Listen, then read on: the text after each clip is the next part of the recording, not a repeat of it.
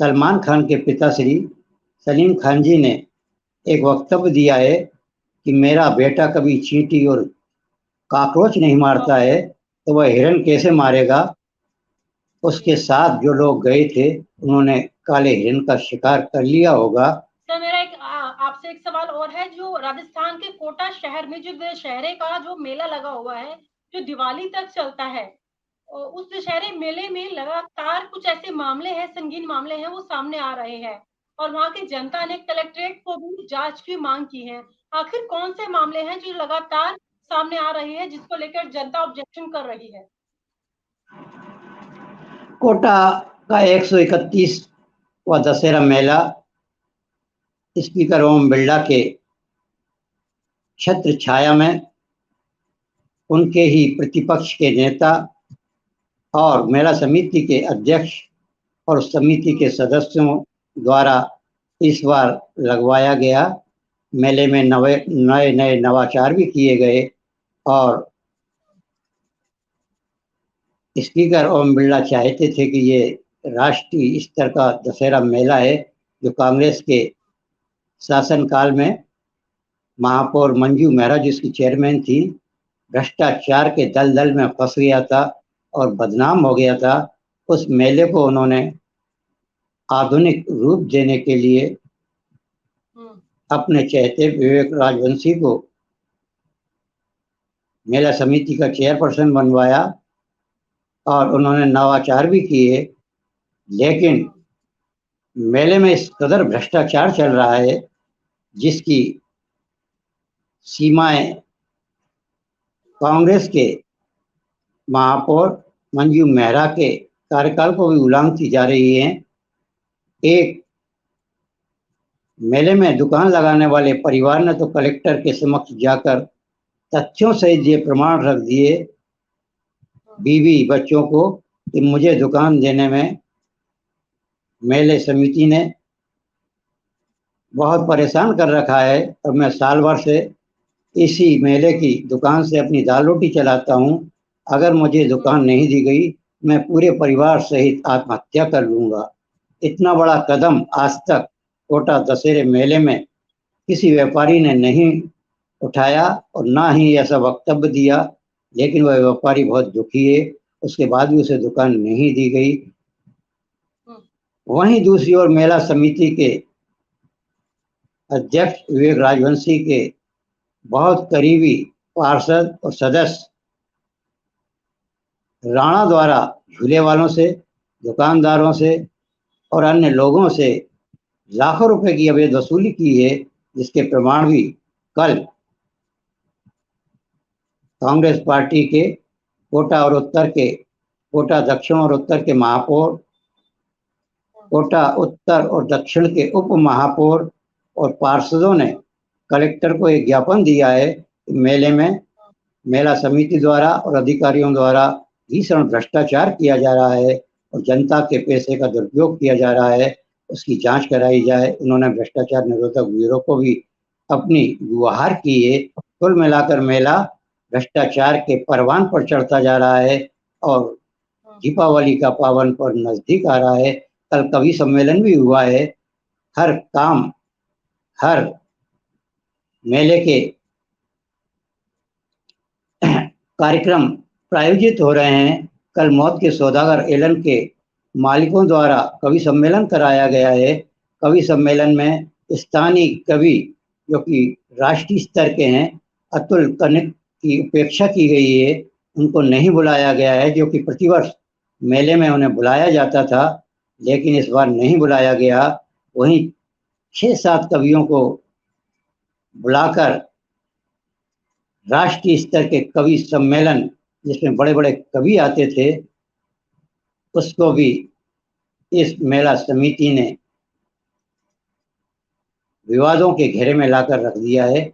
वहीं अन्य कार्यक्रम भी हो रहे हैं जिनको प्रायोजित पर्यटन विभाग कर रहा है और अन्य महकमे कर रहे हैं, जबकि ऊर्जा मंत्री हीरालाल नागर ने केडीएल के पूरे लाइट, जो कि लाखों रुपए की लाइट जल रही है वहां पर डे, उसको मुक्त करा दिया है। मेले में कार्यक्रम भी इस बार नगर निगम के पैसों से नहीं हो रहे हैं। तो आखिरकार करोड़ों रुपए की आय जो हो रही है वह कहाँ जा रही है, इसकी भी जांच की मांग उप महापौर और पार्षदों ने कलेक्टर से की है। सर मेरा अगला सवाल जो आखिरी सवाल है वो ये है कि जोधपुर में 1998 से लगातार एक मामला चल रहा है जिसमें सलमान खान पर काला हिरन मारने का आरोप है। इसी पर उनके पिता सलीम खान ने अपना एक बयान भी दिया है। आखिर इस मामले पर उन्होंने क्या बयान दिया है, हमारे दर्शकों को बताएं आप। ये मामला बहुत पुराना हो चुका है और विश्नोई समाज ने इसे अपना प्रतिष्ठा का पॉइंट बना लिया था। काफी प्रदर्शन भी हुए थे, न्यायालय ने भी इस पर संज्ञान लिया था। लेकिन जी अब इस प्रकरण में एक नया मोड़ आया है और जी सलमान खान के पिता श्री सलीम खान जी ने एक वक्तव्य दिया है कि मेरा बेटा कभी चींटी और कॉकरोच नहीं मारता है तो वह हिरन कैसे मारेगा। उसके साथ जो लोग गए थे उन्होंने काले हिरन का शिकार कर लिया होगा। बिश्नोई समाज जबरदस्त तरीके से मेरे बेटे को जान से मारने के लिए लॉरेंस बिश्नोई का उपयोग कर रहा है, जिसे मैं सहन नहीं करूंगा। चाहे मेरे बेटे की जान चली जाए, मैं झूठ नहीं बोलता हूँ, मेरे बेटे ने काले हिरन नहीं मारे हैं। वही बिश्नोई समाज ने भी अब यू टर्न ले लिया है और राष्ट्रीय अध्यक्ष ने कहा है कि बिश्नोई समाज ने लॉरेंस बिश्नोई को बचाने के लिए कोई वक्तव्य नहीं दिया है। अगर गुंडा है तो सरकार उसके खिलाफ सख्त कार्रवाई करे और जो उसके गुर्गे आए दिन हत्या कर रहे हैं उन पर सख्त कार्रवाई करे। कुल मिलाकर ये काला हिरन कांड बहुत ही ज्यादा विवादों के दायरे में फंस गया है और लॉरेंस बिश्नोई सलमान खान की जान लेने के लिए आतुर है और वह कभी भी मौका मिलते से ही उसके गुर्गों के द्वारा, जो कि हाल ही में एक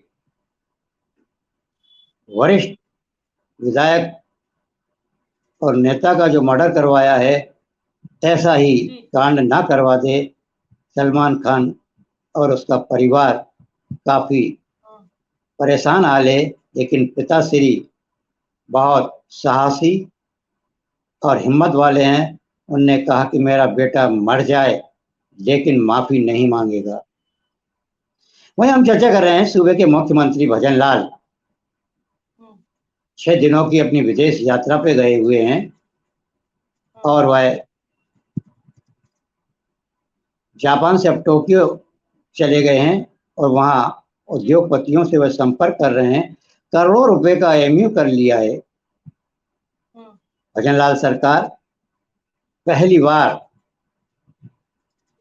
विदेशों में जाकर रोड शो कर रही है राजस्थान सीनेट के लिए। राजस्थान सीनेट के जो उद्योगपति राजस्थान आएंगे उनके लिए उन्होंने पहले से ही बहुत बड़ी तैयारी कर ली है। बड़े बड़े औद्योगिक हब तैयार कर दिए हैं, जिससे जो उद्योगपति विदेशों से आएंगे, देश के कोने कोने से आएंगे, वह ये देखेंगे कि राजस्थान में उद्योग लगाने के लिए प्रचुर मात्रा में सरकार ने हमें साधन मुहैया कराए हैं, तो काफ़ी लंबा उद्योग लगने की संभावना है। वहीं दूसरी ओर कांग्रेस के वरिष्ठ नेता, पूर्व मंत्री और कोटा उत्तर के विधायक शांति धारीवाल ने आज भजन लाल सरकार पर तीखा हमला बोला है। राजस्थान सीनेट को लेकर उन्होंने कहा कि जो विदेशों से और देश के अन्य कोनों से उद्योगपति आ रहे हैं उनको जयपुर में ही उद्योग न लगाया जाए, राजस्थान के हर सूबे में उनको घुमाया जाए, उनको दिखाया जाए कि क्या क्या प्रचुर संभावना है, कौन कौन से उद्योग किन किन जिलों में लग सकते हैं, जिससे सूबे के कई जिलों में रोजगार के अवसर खुलेंगे और उद्योग लगेंगे, जिससे खुशहाली आएगी और बेरोजगार युवकों को राहत की किरण दिखाई देगी। सर इन तमाम खबरों पर जानकारी देने के लिए आपका बहुत बहुत शुक्रिया। नमस्कार। और आप हमसे जुड़े रहने के लिए सब्सक्राइब करें YouTube पर, फॉलो करें ट्विटर पर और लाइक करें Facebook पर। और ज्यादा जानकारी के लिए आपको टाइप करना होगा सिर्फ न्यूज नशा।